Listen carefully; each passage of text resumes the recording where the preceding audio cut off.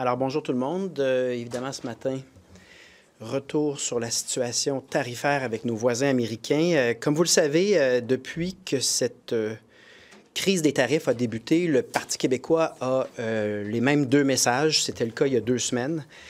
Le premier, on a dit, il faut prendre au sérieux le sujet de la frontière. La frontière canado-américaine a été négligée depuis des années. Nous, on est intervenus sur le chemin Roxham, ensuite sur la prolifération des armes à feu, mais le trafic de drogue était également un enjeu.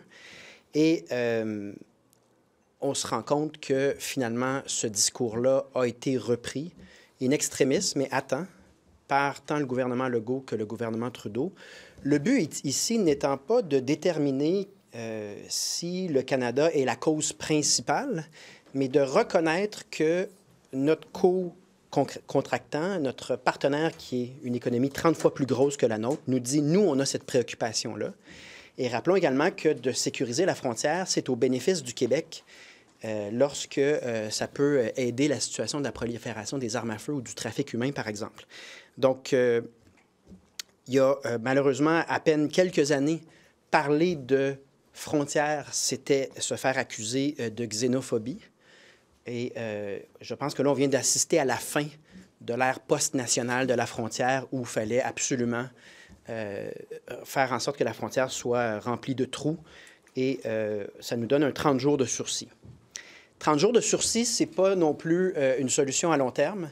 Donc, le deuxième message que martèle le Parti québécois presque à tous les jours depuis 2 semaines, c'est que l'urgence n'est pas seulement de parler aux Américains, c'est surtout d'aller sur d'autres marchés pour diversifier nos échanges commerciaux.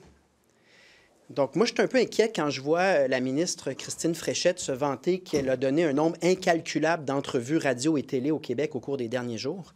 Ce n'est pas les Québécois qu'il faut convaincre de se sevrer de notre dépendance économique vis-à-vis des Américains.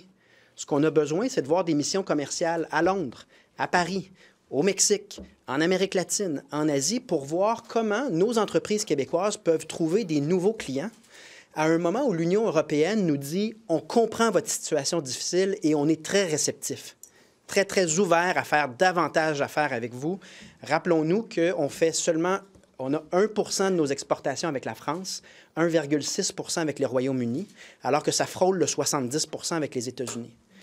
Donc, on réitère notre demande qu'on avait il y a 2 semaines et qu'on fait régulièrement. On dit au gouvernement, ça urge d'envoyer des missions de nos entreprises à l'étranger et de mettre en place tout de suite des mesures qui permettent à nos PME québécoises de faire cette diversification-là, notamment la défiscalisation des exportations. On doit alléger le fardeau fiscal par rapport à ces nouvelles exportations-là, créer des incitatifs. On doit également alléger tout ce qu'il y a de paperasse et d'empêchement pour que nos entreprises soient les plus agiles possibles. Parce que si on regarde dans un horizon de moyen et long terme, c'est très possible qu'on ait été témoin d'une nouvelle approche protectionniste des États-Unis et ça nous oblige donc à rapidement envisager des solutions à moyen et long terme et c'est évident que c'est en diversifiant nos échanges. À date, on n'a rien vu de la part du gouvernement. On a des doutes sur un plan d'infrastructure accéléré parce qu'on a vu qu'en pandémie, ça ne donne pas toujours les résultats escomptés. On aimerait vraiment voir la ministre aller sur ces marchés-là. Puis je ne vous parle pas d'un aller-retour à Davos. Parce qu'un aller-retour à Davos, ça ne crée pas des échanges commerciaux. On a besoin dans l'avion de nos entreprises, nos PDG, avec un plan précis par secteur. On est en attente d'un vrai plan. Vraiment que ça va avoir des conséquences à la frontière, ce qui a été annoncé hier, la nomination d'un tsar, le plan. D'ailleurs, cette terminologie de tsar me renverse. C'est un changement de philosophie à la frontière. Justin Trudeau nous a dit pendant 10 ans qu'on était à l'époque post-nationale où toute personne pouvait traverser la frontière, ce qui a donné lieu à du trafic humain, à de la criminalité. Là, on vient complètement de changer de philosophie où la frontière va être fortement sécurisée. Nous, on le demande depuis plusieurs années. On a plaidé de négocier sur cette base-là en mode solution avec les Américains parce qu'on est conscient que les Américains pèsent pas mal plus lourd que nous. Mais on n'est pas dupe non plus que le changement de cap en ce moment tient à la réaction des marchés financiers, c'est-à-dire que les grandes entreprises américaines se rendent compte que c'est perdant-perdant, cette histoire de tarifs. Mais à nouveau, principe de base en négociation, le livre William Ury, Getting Past No, puis l'autre livre Getting to Yes, principe de base dans les Bibles en négociation, il faut trouver un discours de victoire à la partie adverse. Il faut lui bâtir un pont doré. Donc, il l'a, là. Donald Trump peut se vanter aujourd'hui qu'il est allé chercher des concessions importantes à la frontière. De toute façon, c'est bon pour le Québec sur les questions du trafic humain puis du trafic d'armes. Mais avant de se lancer dans des guerres tarifaires avec une économie plus de 30 fois la taille de notre économie, là, j'invite tout le monde à demeurer en mode solution et à diversifier surtout. C'est ça le message ce matin. Là, ça fait 3-4 fois qu'on intervient. Diversifier nos partenaires parce que tout ça est le fruit de notre dépendance, notre vulnérabilité qui découle des politiques commerciales du gouvernement Legault et du gouvernement Trudeau. Diversifier, vous avez semblé dire que la réponse a été quand même adéquate de la part du fédéral, de la part du gouvernement Legault aussi. Est-ce que, outre le fait de diversifier et de se tourner vers l'Europe, est-ce que la réponse était adéquate jusqu'ici? Bien, on aura quand même réussi à éviter les tarifs. Ça nous donne un autre 30 jours. Et ce qui a été accueilli quand même froidement comme proposition du Parti québécois il y a 2 semaines, lorsque plusieurs commentateurs disaient que c'était un peu ridicule ou lunaire de penser qu'il y a du fentanyl qui passe à la frontière puis qu'il y a un problème à la frontière, la position du Parti québécois se trouve à être validée aujourd'hui. Donc, on en est heureux que ce soit l'approche de travailler à satisfaire les préoccupations des États-Unis, même si sur une base relative, ça ne se compare pas au Mexique. Trudeau a bien réussi à gérer pour l'instant cette crise-là avec M. Trump. Il est trop tôt pour tirer des conclusions. Rappelons que cette difficulté-là à la frontière vient du gouvernement Trudeau et de son approche irresponsable à la frontière. L'absence de diversification de nos échanges vient du gouvernement Trudeau et du gouvernement Legault parce qu'on ne s'est jamais réveillé sur ces enjeux-là au cours des dernières années. Et on ne peut pas dire que Justin Trudeau a de la facilité à nous représenter auprès de Donald Trump en ce moment. Là, c'est une longue historique de relations plus que tendue. Donc, est-ce que ça nous aide? En tout cas, avant de tirer des conclusions sur si ça s'est bien passé ou pas, là, on a 30 jours de sursis. Diversification, diversification, diversification. Je ne veux pas voir Christine Fréchette et François Legault faire des photo-op puis des entrevues au Québec. On veut les voir au Mexique, à Paris, à Londres, sur les marchés latino-américains ou asiatiques, partout où l'entreprise québécoise a quelque chose à offrir pour permettre sur une année ou 2 un réajustement de cette organisation. Il y a des Québécois qui sont inquiets, là, notamment pour leurs emplois. C'est pas pertinent dans ce contexte-là que les ministres s'adressent aux Québécois? Oui, si on s'occupe des fondamentaux pour protéger notre économie. Je ne veux pas les voir faire des entrevues au Québec. Bien, ils peuvent en donner, mais s'ils se vantent d'avoir donné un nombre incalculable d'entrevues pendant qu'on n'agit pas sur le plan commercial à l'international, il y a une disproportion ici. Là. Je ne dis pas de contraindre le gouvernement au mutisme. Je dis simplement, je suis surpris qu'à date, qu'à ce jour, on n'ait pas eu de mission commerciale en place pour pallier à cette hyper-dépendance qui crée cette vulnérabilité vis-à-vis un président américain qui est pour le moins imprévisible. Mais diversifier les marchés, là, ça prend quand même un certain temps. Là, on a 30 jours, ça prend 30 jours qu'on va diversifier nos marchés. Là. À court terme, qu'est-ce qu'il faut faire? Qu'est-ce qu'on peut faire en 30 jours là, pour aider les entreprises québécoises? Bien, je vais vous dire la vérité, il n'y a pas de solution magique si on veut restructurer notre économie. Là. Ça ne se fait pas en 30 jours, vous venez de le dire. Mais est-ce qu'on a le luxe d'attendre ce changement, cette réorientation-là pour équilibrer un peu plus nos billes? Parce que là, on a tout mis nos œufs dans le panier américain et ça paraît dans les négociations. Moi, ça m'a beaucoup frappé de voir les messages européens là, dans les derniers jours. Il y a beaucoup de réceptivité. Là. Ils nous invitent à venir leur parler. Donc, ce qui prend 2 ans, normalement, là, réajuster toute une chaîne de production, des nouvelles relations, va peut-être pouvoir se faire plus vite, compte tenu que tout le monde comprend ici qu'on est dans un contexte assez extraordinaire. Donc, on ne peut pas faire l'économie de cette démarche-là. Pour ce qui est des mesures de soutien, là, on n'est pas là parce qu'on a justement cette trêve et on a vu quand même les marchés et les lobbies corporatifs peser lourd hier aux États-Unis. C'est-à-dire que... Préparer des plans d'aide aux entreprises, même si on a un sursis? On peut, sauf que c'est très difficile de présenter un plan pour un scénario hypothétique quand on ne sait pas quel secteur serait touché ou pas. Là. Donc, on est toujours en mode comme le Parti québécois le propose depuis le début de l'année, en mode « évitons les tarifs, c'est perdant-perdant, vous avez des préoccupations, nous avons des solutions ». C'est ce qu'on vient de réussir quand même. Puis on est en mode diversification, ça je ne le vois pas, là, mais on va tomber en mode diversification parce que il n'y a pas de limite à ces négociations-là si on est entièrement vulnérable. Alors que si on diversifie un minimum, notre économie va être capable de trouver un équilibre là, plus sain à moyen long terme. Parce que vous parlez de vulnérabilité, là, vous parlez de donner des victoires, notamment à M. Trump. Est-ce que le Canada, selon vous, est condamné à donner des victoires à court terme à Donald Trump? Non, ça ne veut pas dire de donner raison ou de donner des victoires à Donald Trump sur tout. C'est simplement d'être conscient que l'escalade, quand on est 30 fois plus petit, est peut-être pas devrait pas être en tout cas notre seule stratégie. D'où l'idée de diversifier rapidement.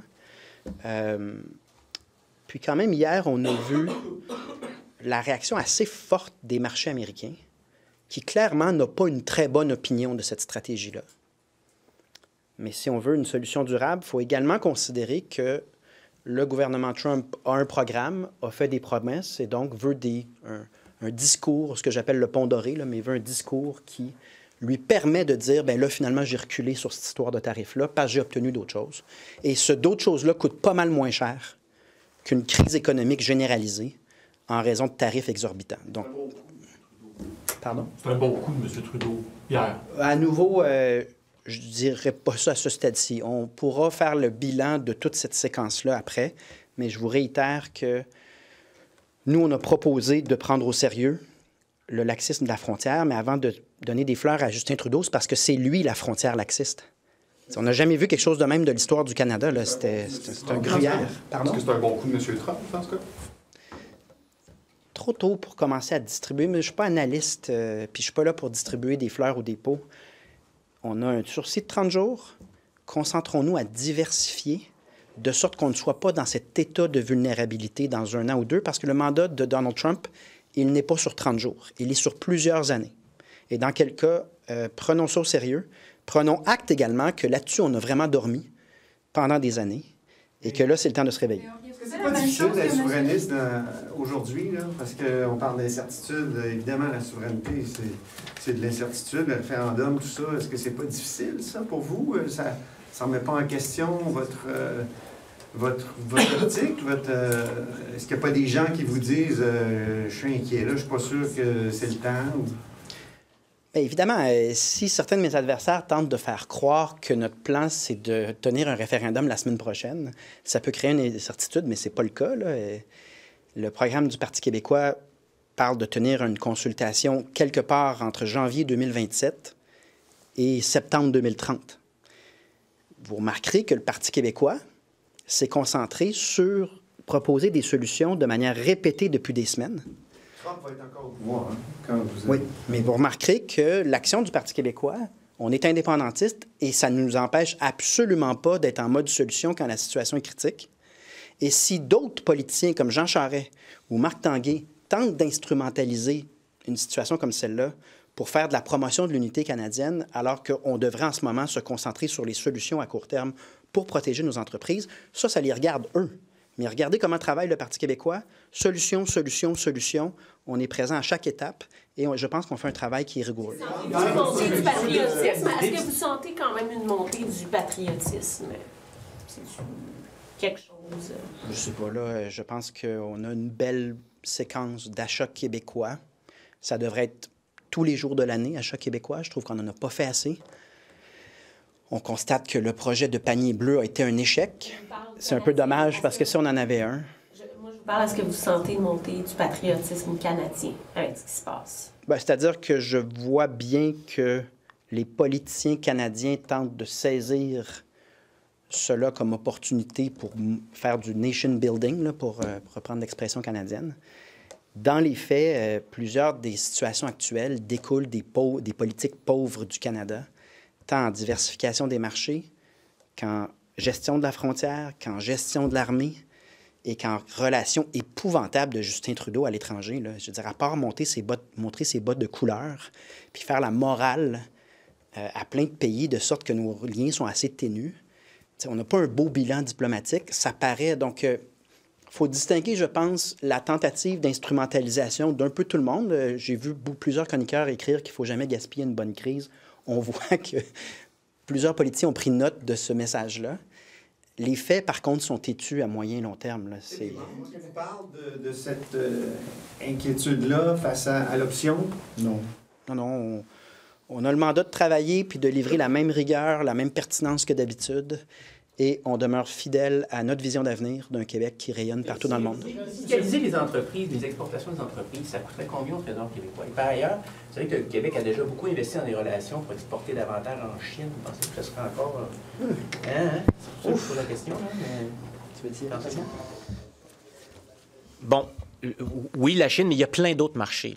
Il y a un continent qui s'appelle l'Afrique, qui est en pleine croissance actuellement et qui est rempli d'opportunités pour le Québec. L'Europe, c'est sous-exploité encore.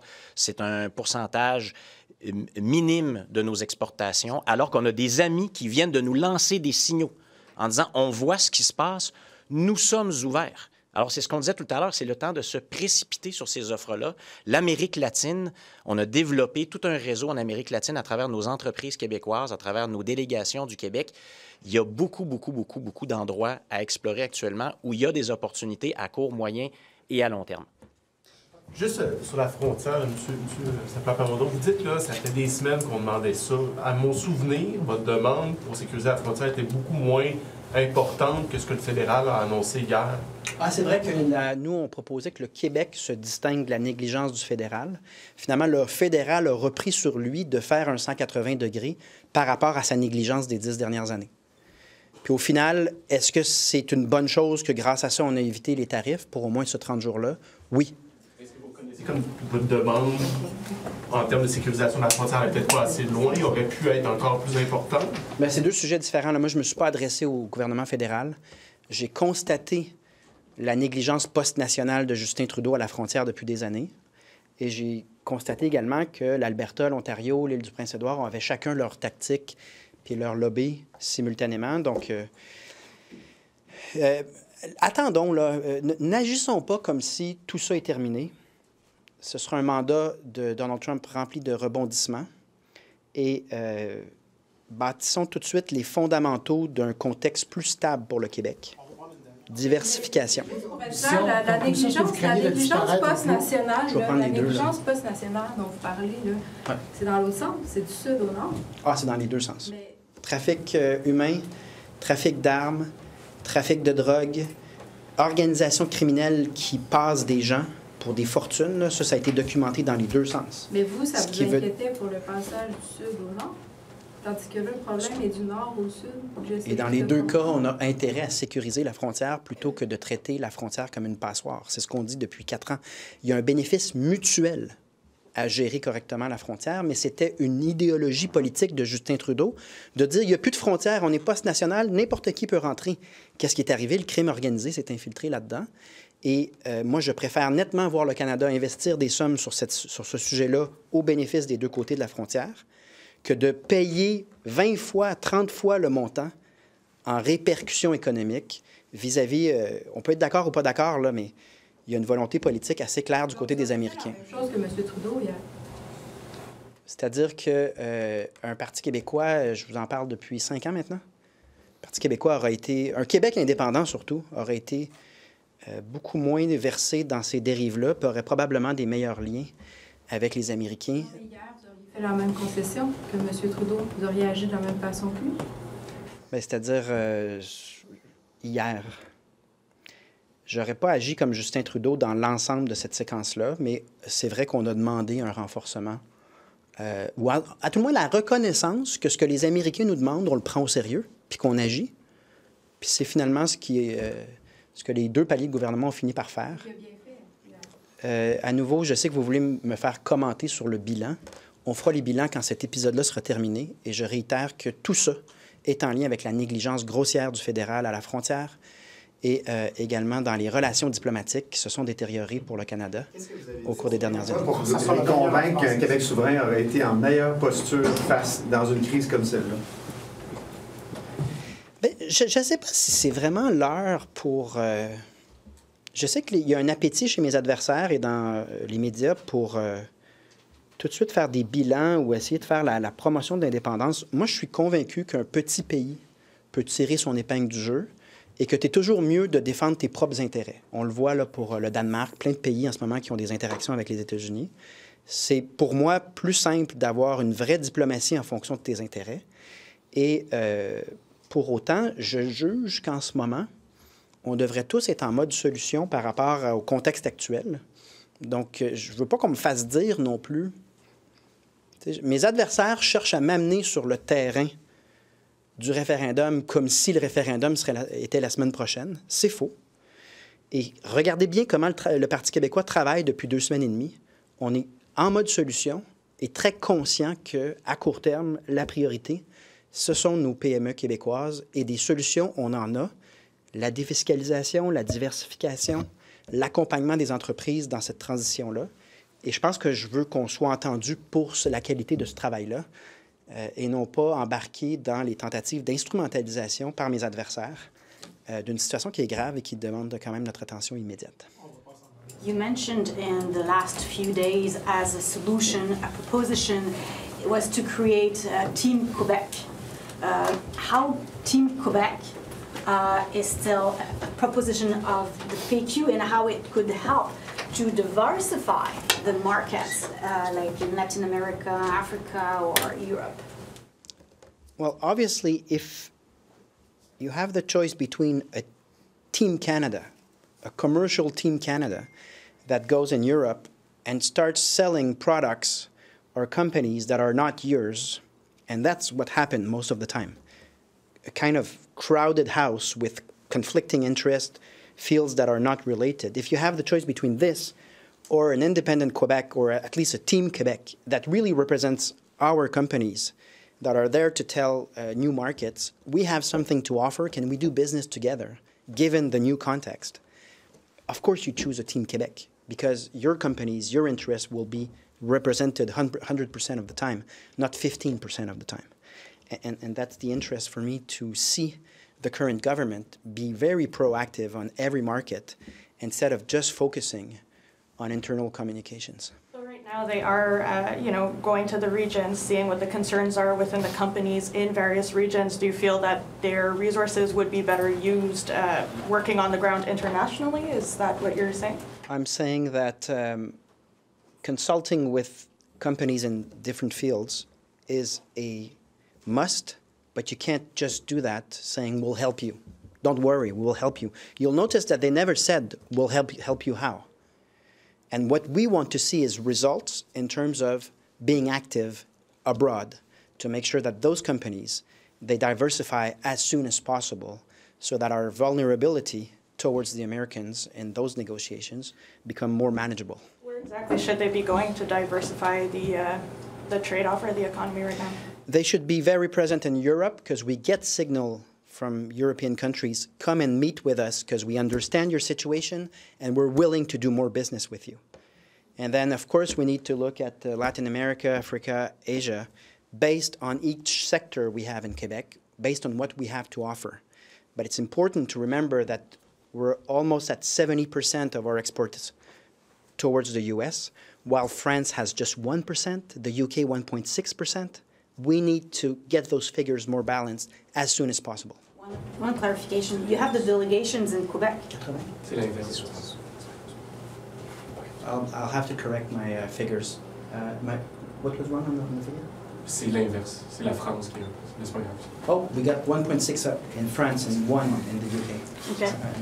It's just that you have delegations representing the Quebec government across the world. You have offices, so like they're doing that job already. What your proposition is adding? What's the value added of getting your businesses out there in a emergency mode? Just saying we need to diversify now. You tell us that you have an intent to work with us. what are the synergies? Where can we work together? So it's really not conventional business, but really a Team Quebec, and that's what we need as soon as possible. Just when it comes to the border concerns, you said that there are certain aspects that maybe aren't being taken seriously or seriously enough. What do you think should be done more at the border when it comes to Canada's end of the deal? Well, at this point, I think there's a serious effort to correct 10 years of negligence at the border that was an irritation for the Americans during the Obama era. So it's not Trump only, it's the Americans for a certain while. They wanted that. They have a solution now, so let's reevaluate. But let's also notice that the American markets and the American CEOs of many companies didn't see the tariff as a very good idea. So we have space to make sure that we don't shoot ourselves in the foot. When you speak of negligence, just to clarify, are you speaking just on immigration or on drug trafficking too when it comes to Canada toward the U.S.? All of that. We've seen the Roxham episode with human trafficking, and human trafficking has been an issue. We've seen people die in Akwesasne over the past years.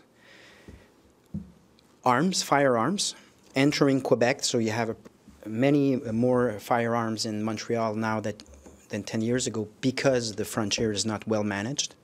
And drugs, both ways.